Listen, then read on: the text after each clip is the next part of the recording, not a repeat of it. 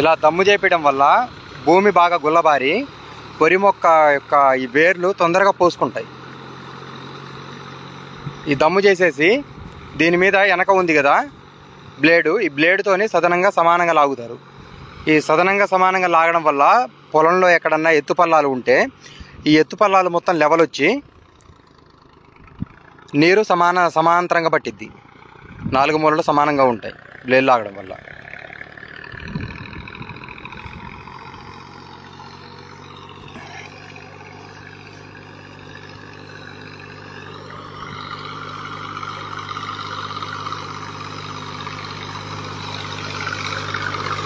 మేము గత 15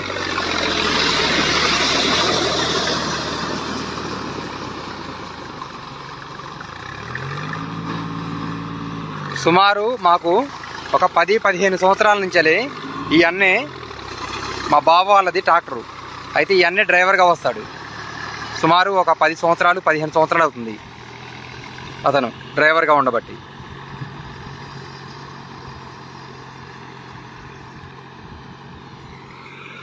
గుర్రు లాగడం కానీ, దున్నడం కానీ, దమ్ము చేయడం కానీ చాలా నీట్గా చేస్తాడు వర్క్ అతను.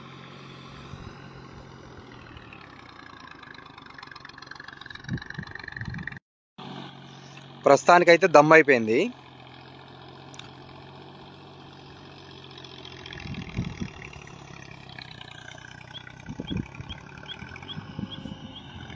చేను మొత్తం చాలా లెవెల్గా నీట్గా వచ్చింది. ఒక మోటార్ దగ్గర తప్ప లెవెల్ కొద్దిగా ఎక్కువ ఉంటుంది మోటార్ దగ్గర. మిగతాది మొత్తం ఎక్సలెంట్గా మంచిగా వచ్చింది నీట్గా చూడడానికి.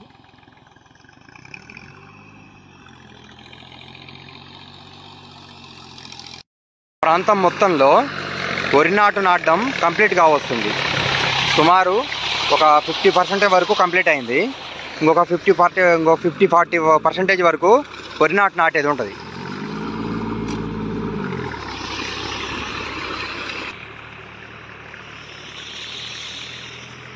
అందరూ కంప్లీట్ చేశారు వరి నాటు నాటడం.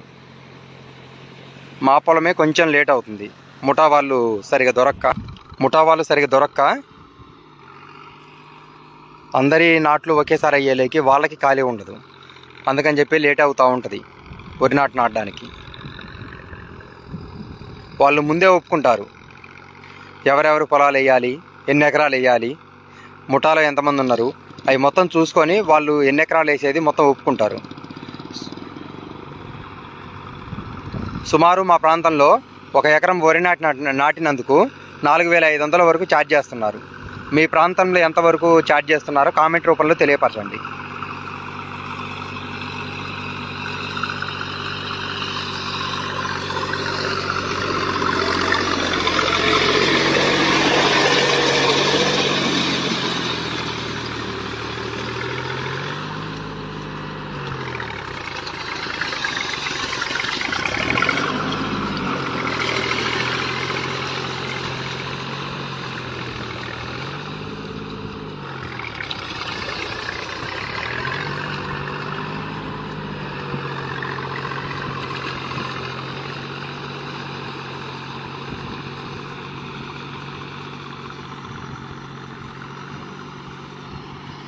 ఈ మోటార్ ఉన్న ఒక్క దగ్గర మాత్రమే బోర్ వస్తుంది ప్రతి ఏటా.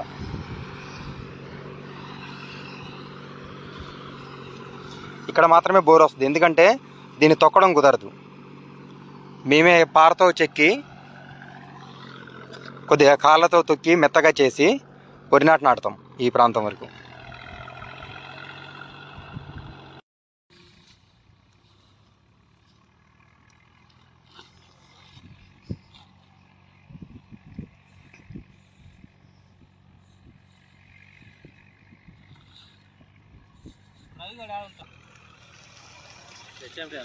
హెచ్ఎంటీనే బాబాయ్.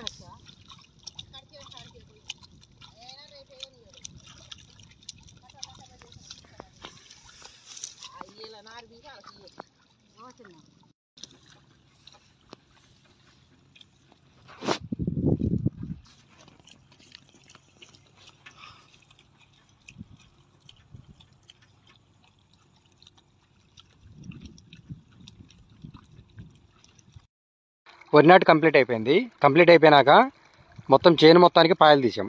ఈ పాయలు తీసింది ఎందుకంటే బలం మందులు, పురుగు మందులు స్ప్రే చేసుకోవడానికి కానీ ఇలాంటి మొత్తానికి ఇబ్బంది లేకుండా ఉంటుందని చెప్పేసి పాయలు తీసాం.